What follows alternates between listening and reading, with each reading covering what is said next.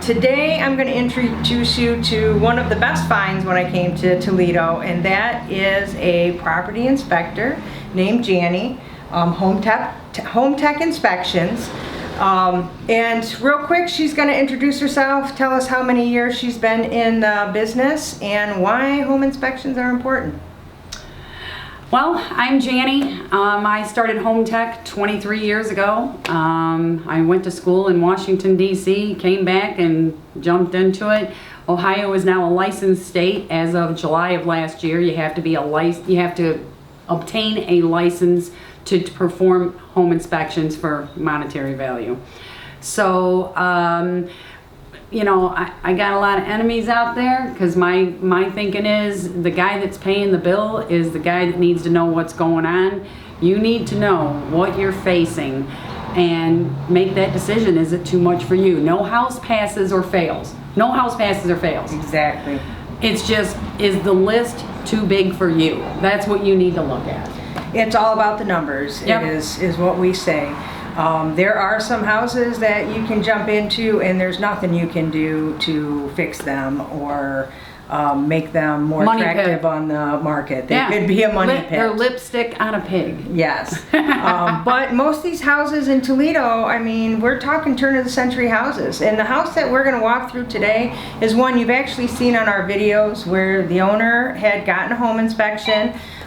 She questioned some of the stuff on the home inspection, and the real estate agent said, "Oh, don't worry about that. We can get this done probably $1,000." So we're going to walk through today and show you exactly what she should have been looking at the home inspection. And also, I think Janny will confirm with us that if you're going to get numbers on a house, you need to get numbers from a professional, somebody who's in the business, licensed plumbers, licensed heating and cooling, licensed roofers. Somebody that's not in that field can give you what I call a rough guesstimate. Oh, that's going to cost maybe, $1,000 to $1,500. But it's not their forte. You need to call the guy that is their number one thing that they do every day. Some estimates cost money. If you're going to call a mason is going to charge you $75 to come out and do an estimate. Now, typically what they'll do is they'll take that estimate money and they'll put it towards the job if you hire them to do the job. Now, other estimates, like let's say they find termites. Termite estimates are free. So some estimates are free. Sometimes you might have to pay for an estimate. Be willing to invest that money because that investment can save you thousands in the long run.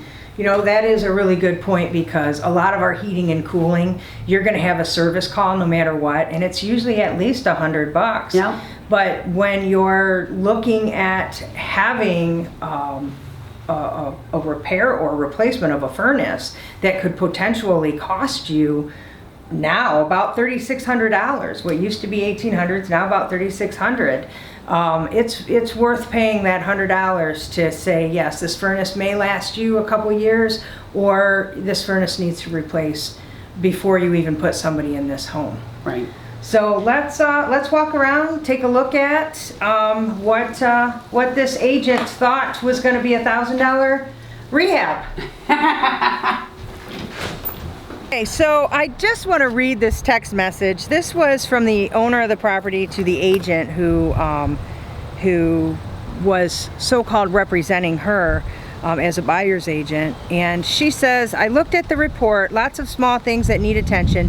Based on this, do you think we can lower the price of the house? I'll need a handyman to clean all that up. It will take some time and money. I need a handyman to give me estimates for fixing everything. Attached garage, driveway, shared driveway with the homeowner, question mark." And his reply was, "I can reach out to someone in the morning and see if he can get us some quotes. I think we likely get most of it taken care of for about $1,000. So we're going to start right now with just the roof that he thought could be repaired. So if we take a look up at the roof in the corner, and now we're going to have Janny explain to us what she's looking at. We do have an estimate on the roof. The roof is $14,100. So we're already over $13,100 of that agent's estimate in repairs. Janny, when you take a look at this roof, what's the first thing you see? It's toast. That roof is gone. There's no fixing or saving that roof. If you look at this corner here, see where it's caved in at the bottom? The sheathing is completely gone there where the water is just, we probably had ice damming there because we're heating this area now. So we created an ice damming issue and then it just rotted the sheathing out. You can see it's multiple layers. We can't see any flashing that's visible up there because they don't add new flashing when they add a layer. I was told, I haven't looked inside yet, but I was told there's shake here, the original roof. So house was built in 1923. There's probably 6 roofs here. All day long, 6 roofs. 1 layer of shake, 5 layers of asphalt. But yeah, that should be tempered safety glass, and I've seen them sell a window job and exclude the tempered. And then when somebody comes in 5 years later, it's like, oh, you don't have tempered here. And they had no idea that they needed tempered. And it's like, well, who the hell put the windows in, man? You know? Yeah.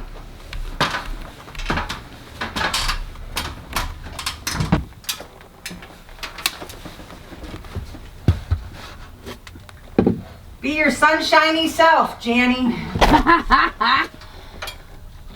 Tell us how awesome it is. All right, well, let's see. First thing I'm gonna cry about is the screening's tore, the birds are getting in. We don't have much for insulation in here at all. Okay, well, we include pets with our leases. All right, we're missing insulation in some spots. There's the shake, that's the original roof from 1923. And back in the day, when they roofed a house with shake, they attached it to these 1x4 boards. So when you peel the shake off, it leaves you no place to install the asphalt. So then you have to redeck the whole roof, and that doubles the price of a roof. So that's a heads up. Here's another thing I'm gonna cry about.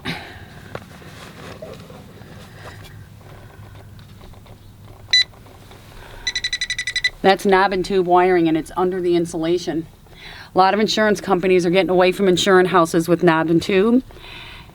And you're not supposed to put insulation over the top of knob and tube because it can cause it to overheat and catch fire.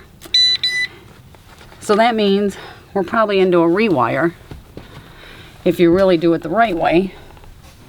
Look at this over here. Isn't that pretty? Got a nice open junction box with all those wire. You can't do that. That's a hot mess, man. Got the bathroom exhaust here, and it's vented into the attic. Oh, we got, is that bat guano or is that mouse droppings?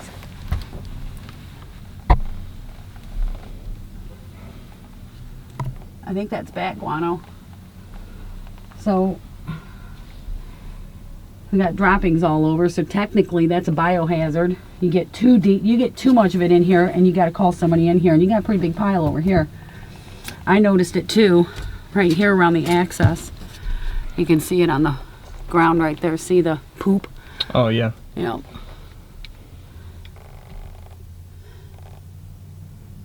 Got cracked rafter.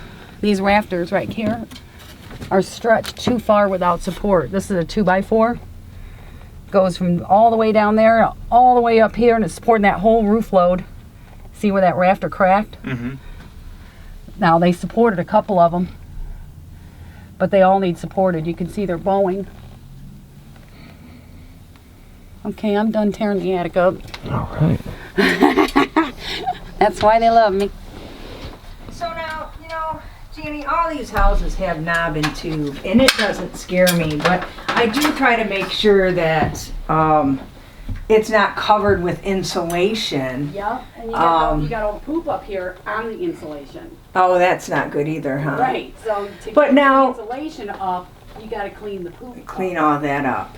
Now, in a normal house, if you have a really good licensed electrician that's coming in, updating some of your electric, they will tie into that knob and tube, but they'll do it properly so that it's safe by doing your junctions. Because a lot of times we can't get down the walls You're right. to change stuff. But if So you're it's not that planning it's on not owning a house uncommon. For 20 years, 25 years, if it's not like, oh, I'm going to keep it 5 and out. If you're going to own that house 20, 30 years, you're probably looking at let's put it like this. everything has a life expectancy. Exactly. Everything has a life expectancy. Nothing will last forever. And so that means this house is currently 100 years old. Today, it was built in 23. So it's 100 years old. So how much of the original stuff, how much life is left in the original stuff? There you go. So calculate that in. Even Yes. if you see knob and tube that's working now, we make sure that it's safe. Yep. But calculate Exactly. it in Make as sure it's something safe. that's going to eventually be But it's a budget to replace item. an improvement Yes. down the line. And I did say, now I don't know if I'm going to be honest. I'm not sure how it works on the rental side with insurance, but I know with homeowners there are some insurance companies. Insurance companies are really cracking down, and if anybody has noticed their insurance bills this year, they're going bat, you know what, crazy. Florida, those people can't even get insurance down there Yeah. right now. It's a hot mess down there, and they're starting to exclude houses with things like knob and tube, polybutylene, which we had a class action lawsuit on in the 90s and the 2000s. They're I starting just to, learned about that. Yeah, oh yeah, that's been long gone. But we had the PEX class action lawsuit that happened in 2010.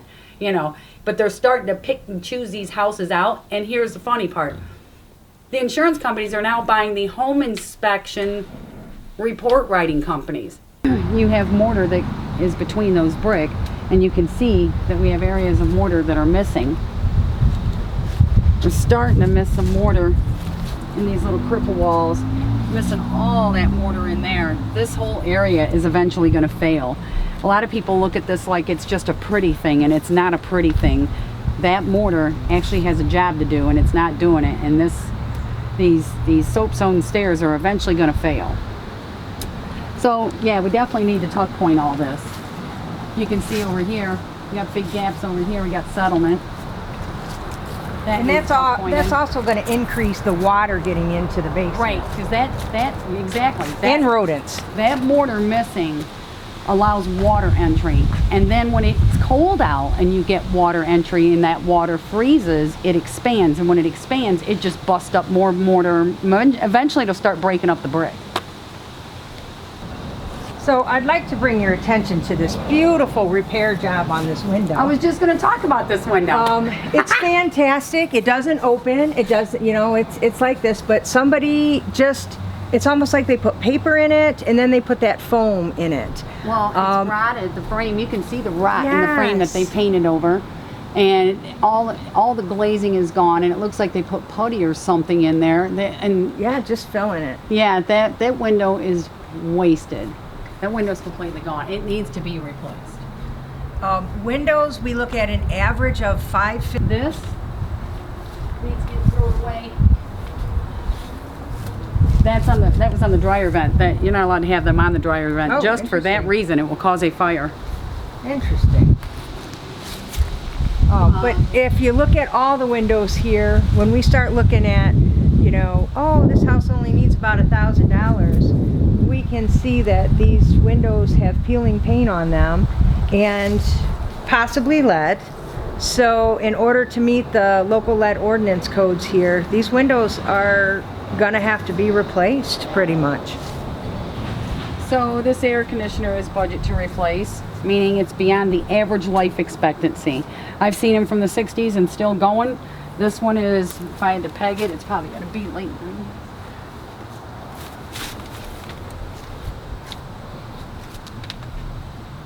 99. So yeah, this thing's over 20 years old. All the insulation has gone off the suction line, so this is going to make it less efficient. We don't start these when it's been below 65 in the last 24 hours, because when it has been that cold or colder, the oil in the compressor is like sludge. So what happens is the piston in there will run without lubrication, and it can shorten the life expectancy of it, or it can damage it. And since it's already budget to replace, we don't want to stress it out. So yeah, so we wouldn't start this today. Next. Well, that'll fit within our $1,000 budget. Yeah, and then this got this gap here. Anything the size of a dime a mouse can get through, so that's an entry point.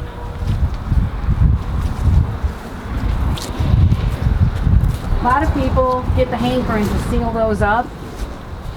This is the crawl space vents, and a lot of people, when they're out here mortaring, they get carried away and they'll mortar those up. Don't mortar those up. You need that for ventilation. But a small mouse could squeeze through there. So what you do is you put hardware cloth on there. You put hardware cloth on there from the inside so nobody sees it out here. It doesn't look ugly, but that'll stop any entry, you know, from rodents or whatever. Anything green growing around your house should be trimmed away from your house a minimum of 2 feet. It should not touch your house by 2 feet.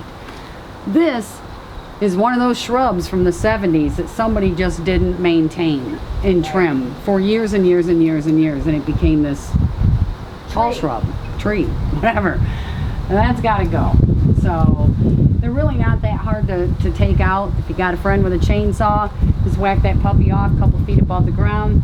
Get yourself a 4-wheel drive and a tow chain. Not a strap. A strap will break. Get a chain around it and just put it in 4-wheel drive and take off, and it'll come right out. Just go slow and just pull away. Soffit panels up there.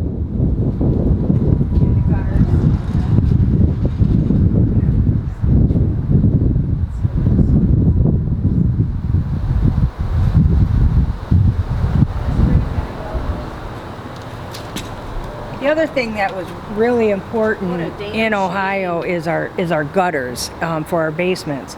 If these are improperly installed and not maintained, you're just going to have water continuously in a basement. That's going to create even more problems with mold. The shrubbery, we're putting a $14,100 roof on this property here shortly. We don't want to spend all that money and then not do our trees either and our bushes, because they are going to damage our roof if they're covering it. So can I say something? As a property owner, if you're not going to live here, this tree needs to go. Here's my thinking. Oh, it's a pear tree. This is a pear tree. It's beautiful, okay? Nobody's going to be living here to maintain it, keeping it off the roof on a regular basis. And here's the other problem. This area, not just this area, Toledo. I don't know if it's, they Orkin just came out with their rat report, but we have a lot of rats in Toledo right now, and all of this fruit laying all over the ground is nothing but rat food. That's what this is. And they're in this neighborhood. So, you know, if you got a good tenant that's cleaning this stuff up, yay, kudos. But if you don't have a good tenant that's picking this stuff up, then your tenant's going to be calling you and say, I got rats, and then you're paying for exterminator. We're at the back of the garage now, and this is from not taking care of your shrubbage. Deferred maintenance. Yeah, deferred maintenance.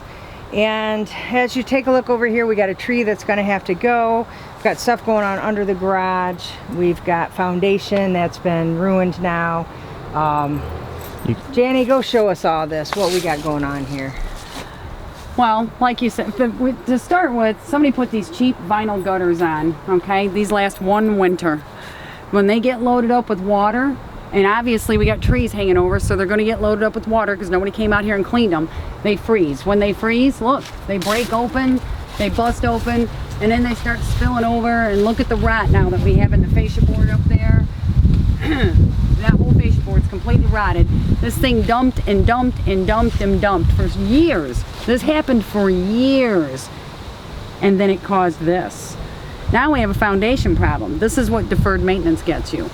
This is caused by that. So if that would have been addressed, we would have never had this problem. But now we have that problem. Yeah, wait till you see what they did in here.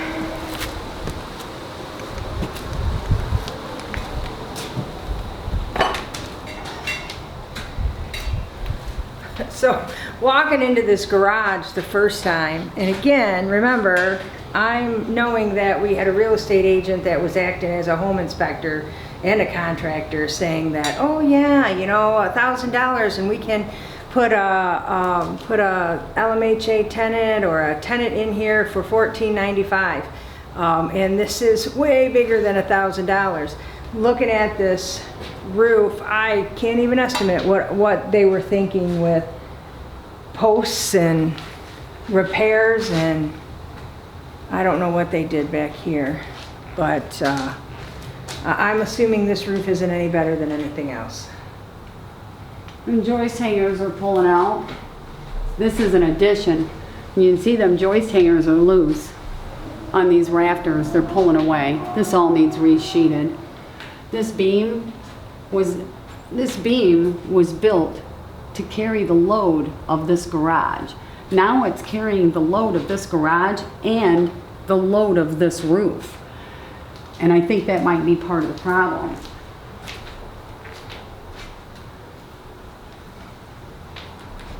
So because it's not a solid beam. It wasn't. See, they tried to stiffen it up a little bit by shoving this 4x4 up in there. But this beam was not made to carry that load.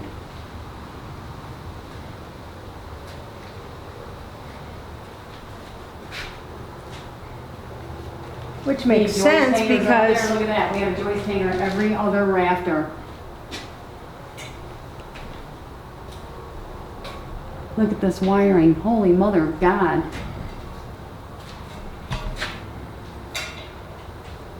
Harry, wiring I'm sorry. here was Whoa. definitely exceptional. That could be like, Yeah, don't get that live wire. Why do you think my hair is curly now? Just wait.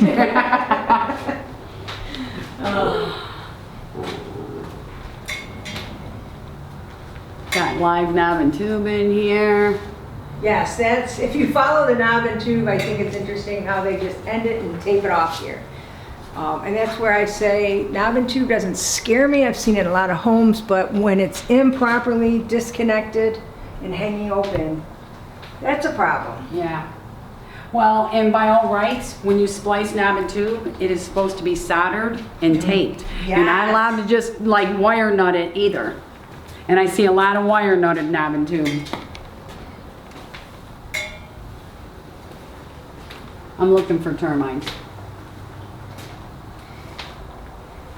Look at this, the second stud is gone at the top, so we're really only supporting off of this one stud. We're missing the jack stud. Yes, and what it's connected to here, this is actually supposed to be supporting the weight of the back of the roof, and it's not. Oh my God, yeah.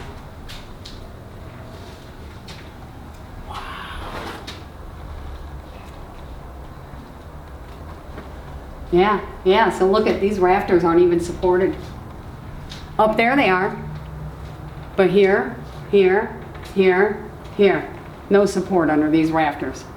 So if we want to collect some insurance on our cars, we can park them in here and just wait for this to collapse. Yeah. You know, get a little insurance. Hopefully we have a money. record snowfall again like we did, when was that, 2 winters ago? 100 and some inches. Carpenter ants. Look at all the frass up there. That's carpenter ant frass. That's that big blob of. Oh, okay. Yeah, that's frass, and then you see all this stuff down here, and then you see all the dead bodies. So they're definitely, oh, look at here, a whole bunch of dead bodies. Look at the dead bodies and the frass up there. So we definitely have a serious carpenter ant issue. They're here because the roof's leaking. They like wet wood. So when this roof gets cold, this is a call we get. Matter of fact, doing one today. They pulled the roof, and the roofer said, I got termites. If you got termites in the roof, you got a big problem. Not that I ain't seen them in a roof, but it's pretty rare. When they open that roof, what they're seeing is the carpenter ant eggs. You know, actually, when I had Dave look at that house for my attorney and I saw all them ants, I thought they were termites. Yep. And I'm like, these are little termites. And no, just packed, Yep. packed full of ants. Yep. Let me bring your attention to this fantastic fix Yeah. with the rotted boards and I mean, No just support. screwing things up. Again, this is maintenance people thinking that they can do the job of somebody who should be Well, licensed. part of the problem is that this part of the addition, okay? This garage ended here once upon a time, right at this corner. This was the back of the garage, this wall, and the garage ended, I think the garage ended here. The garage ended here.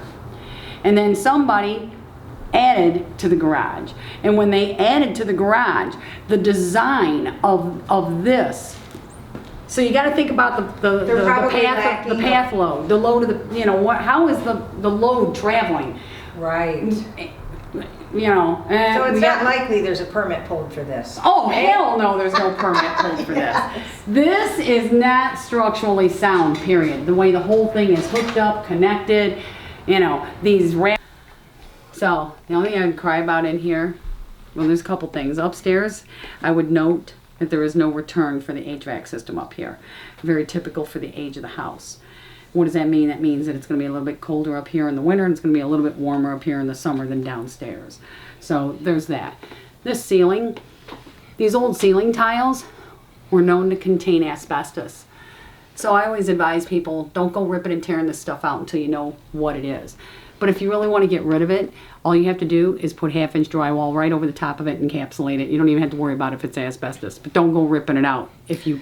You know, that is actually a really common question. A lot of people from the Boston area, they have a lot of codes that say if there's asbestos or any of these chemicals, they have to rip it all out. And, you know, here, instead of, you know, ripping it all out, creating a bigger problem, we have methods of sealing it and covering it up. One of the things that we do for ceilings is we actually use a luan, and instead of completely always fixing plaster and stuff like that, and we create a beautiful wood ceiling. Yeah. One of my other videos actually shows this beautiful wood ceiling that we did in a house that we got. And we use 1x2s to line it in, and Nice. and it's beautiful, and it's very inexpensive. And like you said, because like, you know, you're talking about, I don't know how much plaster in ceilings we got up here. Obviously this one was. But when you tear all them roofs off, you're going to have cracks. you're going to have cracks in your ceilings because you're lifting all that weight off the house. So all the plaster ceilings on the second floor are going to crack. And also with bank-owned homes here. I'm not always a big buyer of bank-owned homes that have sat through the winter because our plaster can't take that cold. Yes. You will end up drilling out all those cracks and repairing it continuously. So I'm not a big fan of homes that sit through the winters. I like to have my heat on because of it can get expensive fixing all that. Yeah. So yeah, that's, you know, that's the only thing I'd cry about in here. That makes me a little nervous that the bed's right up against the window and it's not tempered, but door's damaged. Somebody beat the crap out of that door.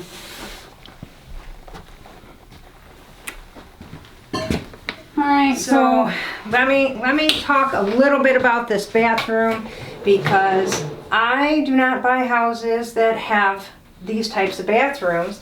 Bathrooms were put in after the fact of these houses being built, and obviously I'm short enough I can take a shower in here, but it's not likely to have, you know, the men in your household take showers. The other thing is they've just patched these together with, obviously this is not any kind of waterproof. I mean, just poor workmanship. When the agent talked to the homeowner about this, basically he said, well, you just move the shower and swap it with the toilet. You can't do that. The sewers are meant to, the pipes they have to go a certain way. You can't just move them around. There's a kitchen underneath us. So that was very, very bad advice. We're not going to be moving anything around. We have to deal with what we have here. What do you have to throw in on that one, Janny? well, you have a tile floor under this linoleum. There must be something bad wrong with this tile, I'm assuming. Because why would you cover a tile floor with linoleum? And they used this sheet linoleum because they didn't want to pull the tile up. They didn't want to pull the tile up because in houses that were built in this era, when you have a tile floor in the bathroom, it's in a 4-inch bed of concrete. Yeah. So then you get into the nightmare. If you want to tear that tile out, you've got the concrete to bust out, you've got to rebuild the floor. I mean, it just turns into not a fun time. That's why they laid the linoleum over this. Which creates a big step between the floors. I'm a big believer in, if I'm going to remodel a house, I am going to dig down. I am going to pull that floor up. And I'm going to make sure my floors are level, because the money I put in a house, I'm going to see it later when I sell it. Right. Yep. Do you think that would be an FHA tripping hazard? No. No, they've got They it got a covered threshold well. reducer on it. Okay. So they got a reducer on it, so that's acceptable. But, you know, you can tell when you step on it, you can tell it's concrete. Stomp on it and then stomp out there. You can tell the difference in the floor. That's how you tell a slab from a crawl space when you walk into the house. So, yeah, there's that. Like you said, you got this issue going on. When this house was built, this was the storage closet. This was Exactly. that's what this was. So- We had an outhouse here. The fix to this, the end-all be-all fix, is that you're going to go up. You're going to open up this roof, and you're going to create a dormer window. You're going to create some venting for it. But that is not going to be cheap. I mean, this has got to be all framed in. It's got to be structurally sound. So I had a house built just like this, with a bathroom, just like this. And it was in this neighborhood actually. And the shower was like this, and I had decided, the bathroom just needed, it was time for a remodel. So we gutted that bathroom right down to the floor joist and the studs. We could, all the plumbing, the wiring, everything, we saw it all. And we did move the toilet because we had everything open at that point. But the thing was, the bathtub, the same thing. Bathtub fits because we had this ceiling issue going on. The first thing I did was I called a roofer out and I said, hey, what would it cost me? Just like you said, to raise that roof up, make a shed roof, but get some height there so that I can use that for the shower area. This was in 2000, Okay. 2001, and it was going to be $7,000. Yep. Because they have to change the path of the load, and that's why you get into the expense, because they got to change the whole structure of it. So again, don't just grab a handyman and say, hey, open Exactly. up my roof. Yes. You get somebody who's a licensed contractor. Yes. And even a structural engineer out to know where your load bearing's going to go. Yep. So yeah, we ended up, and I didn't even, with $7,000, it was like, yeah, no, we're not doing that. So we just opened everything up, and that's how we moved it. But opening everything up is very, very expensive, you know? Oh, yeah. But that house was built in 1909, and it had never been opened up. It was time for that one to be opened. This one, at some point, because we got drywall in here. So at some point, somebody has been did into some work. some of this, yes.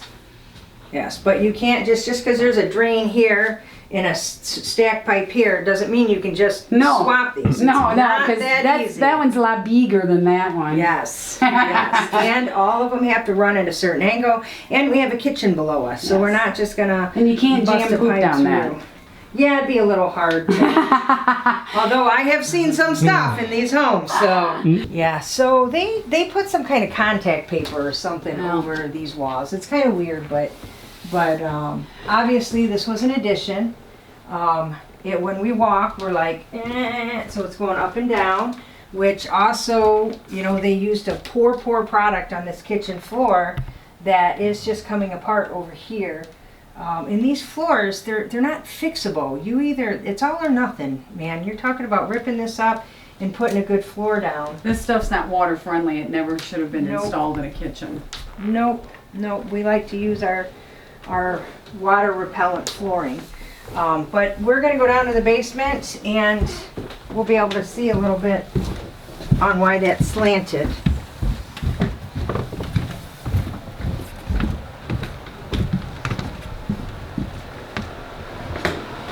So the first thing that grabs my attention down here, Janny, is this electrical nightmare. We're not going to pass anything here. We don't even know what's going on That's over the same there. shit we got going on in the attic. There's you should see there's an open junction box up there that's so full they can't put a lid on it. Oh my goodness.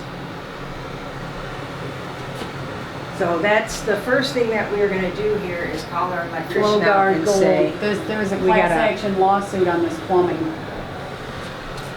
oh yes, we hate this plumbing. This Flowguard Gold, that brand. There's a class action lawsuit on that shit right now.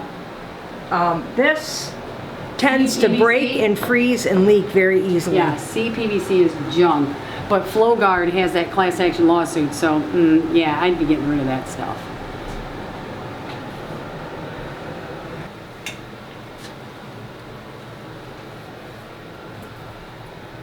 Definitely somebody along the line upgraded our furnace to a high efficiency.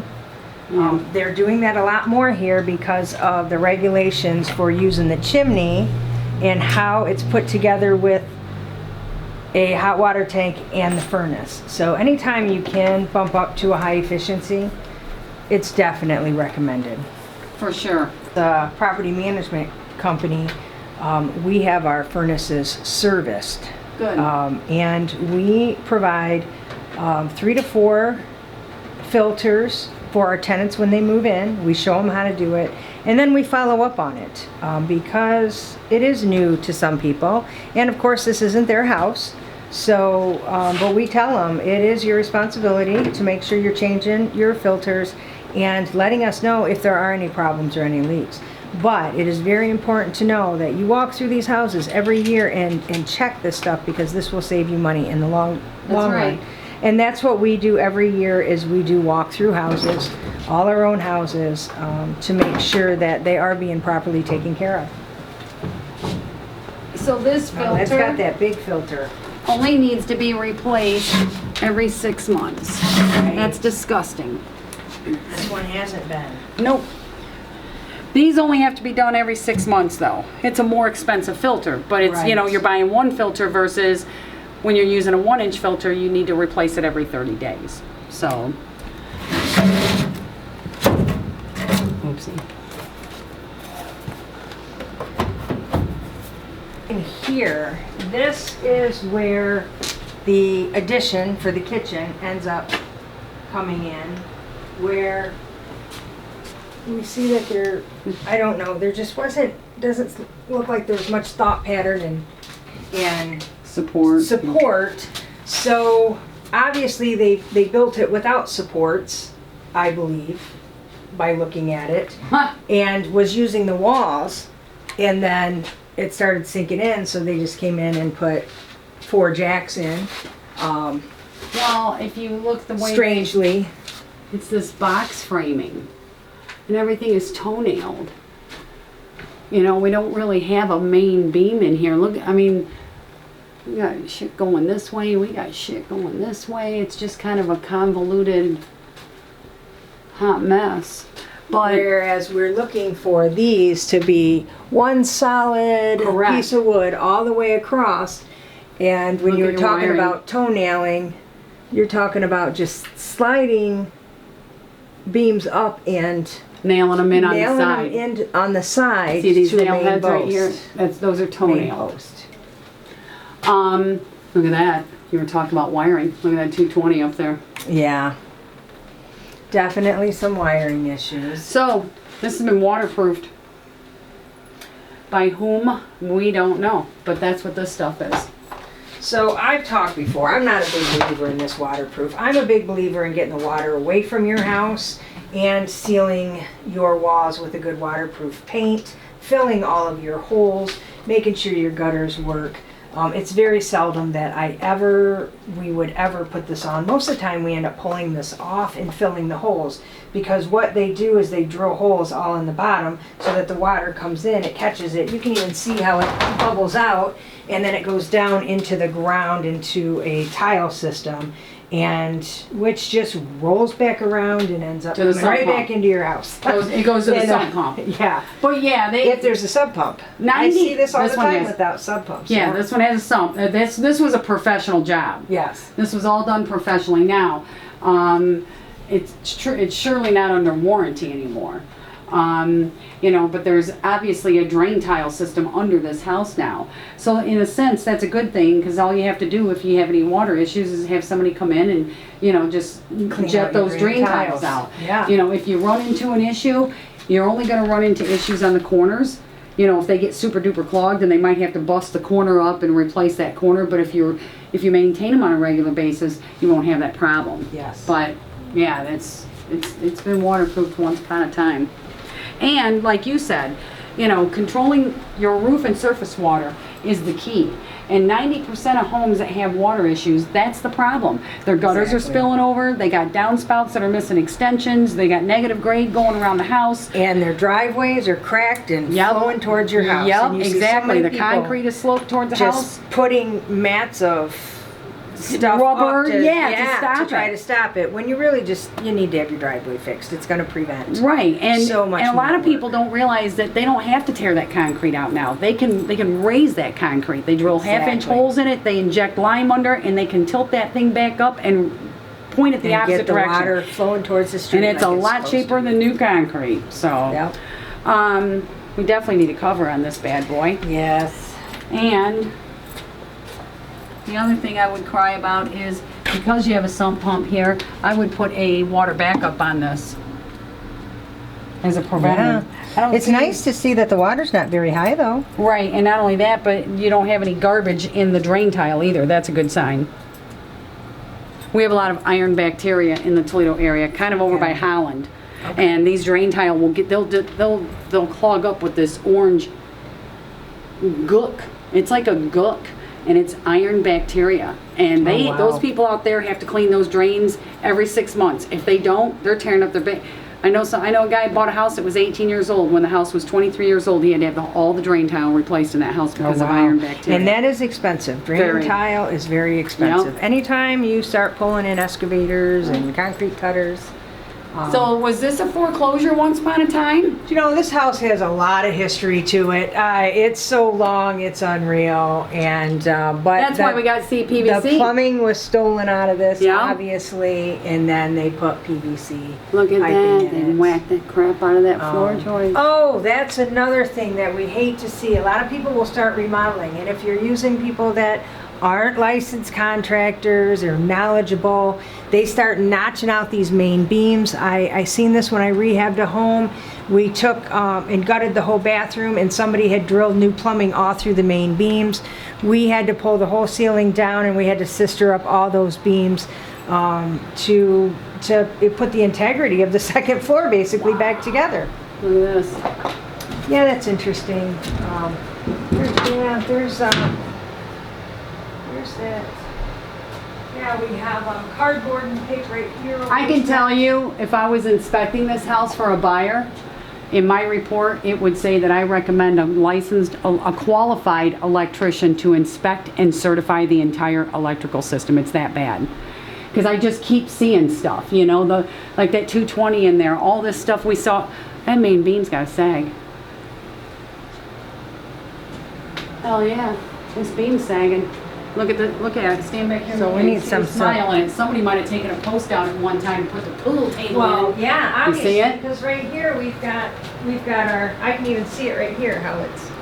So it actually. Oh, it was right here. Right here was the support post. It was blocked. And Somebody took it out Moved it down. and then moved it over this way. And this beam isn't made to carry that much weight over. And here's the other thing.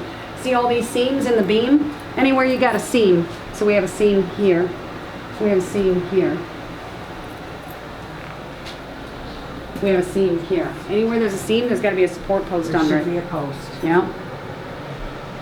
So the beam is sagging because we took out the original support post.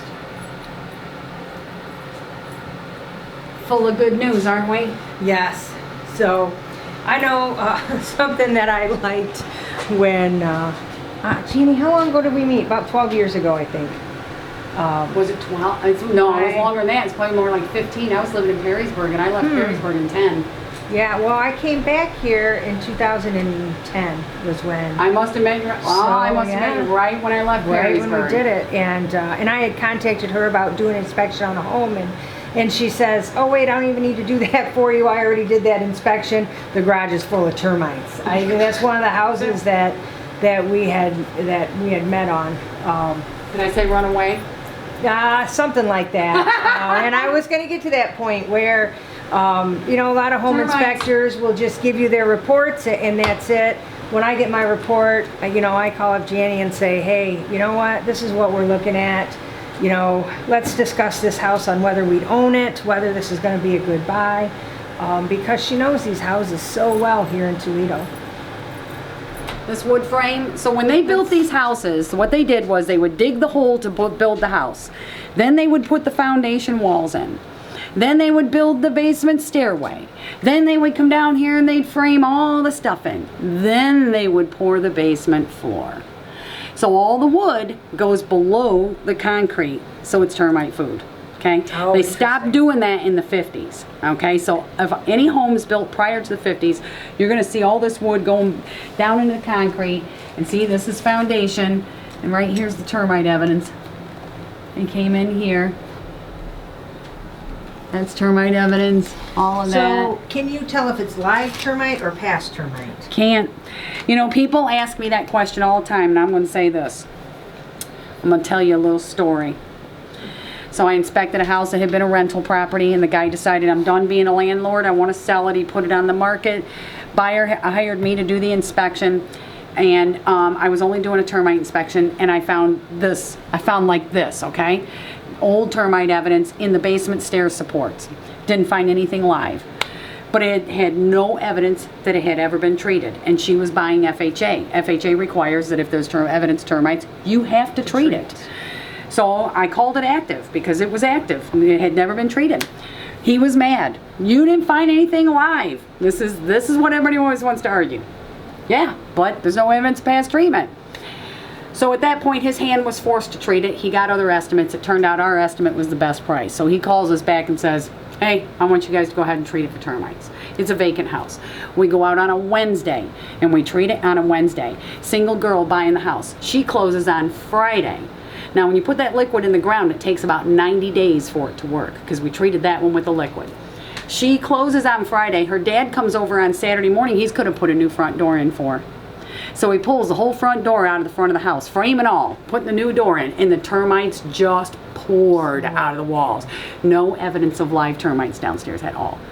So the point is, it takes a 64th of an inch of a break in a mortar joint, and they're in.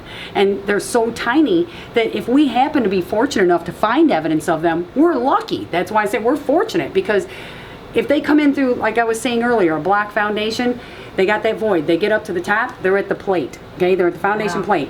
When they get there, they have a choice. Do I make a 90-degree turn, come in towards the house, and then you'll see their tunnels? Do I make a 90-degree turn, go towards the exterior of the house, go up the back side of the band board and into the wall? You never see them. You'll never see them until they've actually been there a long time and done damage. Yeah. So in these homes, we're putting new siding over all different types of exterior wood. Yep. You're just covering it up. And a lot of people will also think, well, my house is brick. I'm not going to have a problem with termites because my house is brick. No, your house is, every house has siding. Just so you're talking about siding. So you have vinyl, you know, I have metal, I have aluminum. You have brick. It's a siding. If it is a true brick structure, every 4th to 6th row of bricks, you're going to see one row of bricks that are turned the opposite way where you're going to see the butt. Okay? And that's because they're building 2 walls side by side, and every 4th to 6th row they got to tie those 2 walls together. So if you have a true brick house, you're going to see those butts every 4 to 6 rows. If you don't see those butts, it's a veneer. You still have a wood framed house. And you're wood framed. Yep. So let's take a look at this mess behind you. And that's some kind of special. yeah. So this is what we were talking about, them holes outside. No support on this beam over here. No, well, it's got a nice 2x4 holding it up. What are you talking On about? this end. What are you talking about? That's fantastic. You know, now somebody did this Michigan basement in latter years. It's poured. And this block wall, they weren't using block when this was built. So somebody did all of this. Yes. Yep, but they didn't complete with some The structure support. here. You know, So we definitely are going to have to deal with that. And you know, filling these holes it's out close. with brick. I'm going to say it's close that you even need a support because these are 2x6s and you can stretch a 6 by 10 foot. Yes. So from there to there, you're kind of on the edge. I mean, you're probably under 10 foot. You really probably don't even need that. Yeah, I wonder why they decided that they had to throw something in. It's a little strange. It's a little strange. But, well, I think that we could probably, you know, look at a ton more things in this house, but I think that just what we've gone through proves that your real estate agents, they're not contractors. And you gotta have your home inspections. You gotta read them. You gotta look at them, and you gotta get the numbers on what your house is Gonna cost you. because it is 100% all about the numbers. So we just did a partial inspection for you. There's a whole lot of other things that, you know, we couldn't get through. An average inspection takes about 3 to 4 hours. But just with looking at what we just walked through and knowing that an agent would have told a homeowner buying this that, oh, it's just a few $1,000s in work, it's $1,000. We have well over $35,000, and that's not even trying to make it pretty with cosmetics. So, you know, that home inspection is so important. Spending a few $100s saves you a ton of money. Had I gotten this inspection as a realtor, I would have talked to my client about it. We would have went over the things that were very, very expensive here and have avoided overpaying for this house or even purchasing it all. Right. And we talk about, oh, I wasted money, I bought a home inspection, I didn't buy a house. Well, you know what, the lady that bought this house, she actually had like 6 other contracted, and she got appraisals and home inspections back, and yes, she spent a couple $1,000s, but she certainly didn't lose $100,000. Right. Because she put that money out. Right, exactly. A home inspection is going to give you an idea of what you're getting into, you know. Yeah. You know, because you know, for lack of a better way of putting it, you're getting into kind of a marriage, you know, and it's going to cost you. You know, so you need to know what it's going to cost you before you actually sign on the dotted line, because, you know, I say this all the time, that realtor's interest lies in skipping down the road with that commission check and their hands are washed and you're stuck with all the bills. So you want to know what all the bills are going to be. Yep. And even as property managers, agents, companies that are out there, they can look at this and say, oh yeah, this is going to make us a lot of money because it needs a lot of work. And you know, you just got to know what you're doing. It is very much buyers beware here. You can't come after everybody if you didn't do your due diligence. Right. So very much buyer beware. Yeah. And you're not buying something for $10,000 in Toledo. Yeah, not that's worth it. Unless, well, I'm not going to say if we have deals, but we know what we were getting into. Right, Yeah, exactly. we know what we were getting into. I'm talking about, I've had investors yeah. call thinking they're going to buy a $10,000 house here in Yeah. Toledo that's move-in ready. Yeah. We don't have those kind of properties here. Exactly. And the other thing that we see is a lot of out-of-state owners that are buying things sight unseen at Right. auction. And I'm going to be the first to say I buy a lot of stuff, sheriff's deeds. I buy a lot of things where I'm walking through in an hour. But we know the risk we take.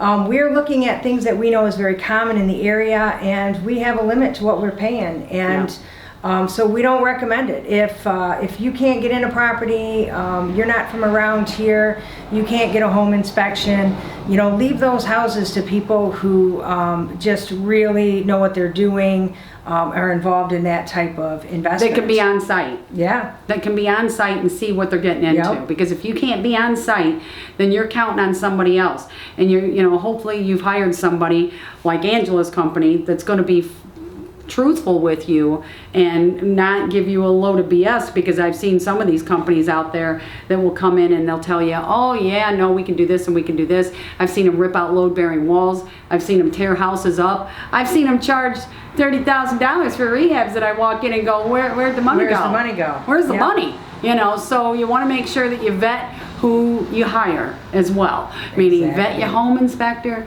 you know, vet your, you know, property maintenance people, you know, vet them. And I'll tell you, don't be afraid to pay a little bit more money. Don't go with the cheap guy, because you know what? You get what you pay for. Exactly. You get And if what it you looks pay too for. good to be true. Yep, it's probably it too good to be usually is. true. So Janie, how do they get a hold of you if they're going to do a home inspection here in Toledo? Well, my website is hometechinspections.com. Hometech is spelled HOMTEC. There's no E after the M. So it's hometechinspections.com. My phone number is 419-ANY-HOME. That's 419-269-4663. But it's any home. Awesome. I didn't even realize that. Yeah, that was an accident. Yeah, so we hope you learned a little bit, and we definitely hope that you call Janie if you're buying houses here in Toledo, because she's been a great help to me.